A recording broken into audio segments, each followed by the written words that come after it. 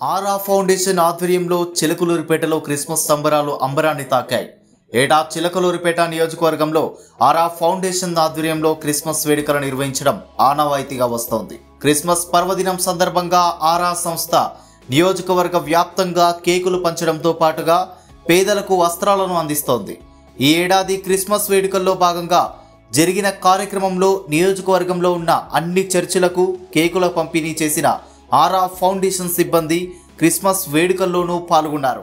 ఇక నియోజకవర్గంలో క్రిస్మస్ సందర్భంగా భారీ కార్యక్రమాన్ని ఏర్పాటు చేశారు. ఈ కార్యక్రమంలో స్థానిక ప్రజాప్రతినిధులు, ఆరా ఫౌండేషన్ చైర్మన్ షేక్ మస్తాన్ ఉరాఫ్ ఆరా మస్తాన్ పాల్గొన్నారు. చిలకలూరిపేట నియోజకవర్గంలో అన్ని మతాలు, కులాలు కలిసికట్టుగా జీవించాలన్నదే తన లక్ష్యమని, ఇందుకోసం తాను మొదటి నుంచి తపిస్తున్నానని, ఆరా ఫౌండేషన్ ద్వారా సమాజంలో మార్పు కోసం పనిచేస్తున్నానన్నారు.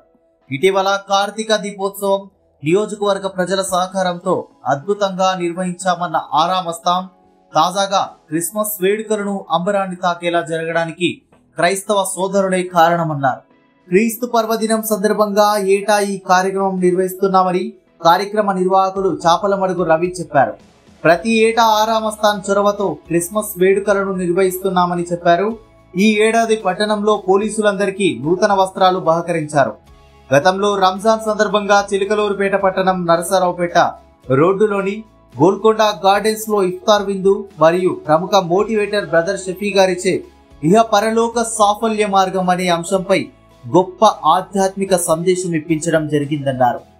ఏటా శివరాత్రి సమయంలో ఆరా మస్తాన్ గారి తాతగారైన జనాబ్ షేక్ మహబూబ్ గారి జ్ఞాపకార్థం కోటప్పకొండ వద్ద 3 రోజుల పాటు మొబైల్ వాహనాల ద్వారా అన్నప్రసాద కార్యక్రమాన్ని సంస్థ నిర్వహిస్తోందని చెప్పారు. ఆరా ఫౌండేషన్ ఆధ్వర్యంలో HIV, ఎయిడ్స్ బాధితులకు మెడికల్ క్యాంపులు నిర్వహించడంతో పాటు వారికి పౌష్టికాహార పంపిణీ నిర్వహిస్తున్నామన్నారు.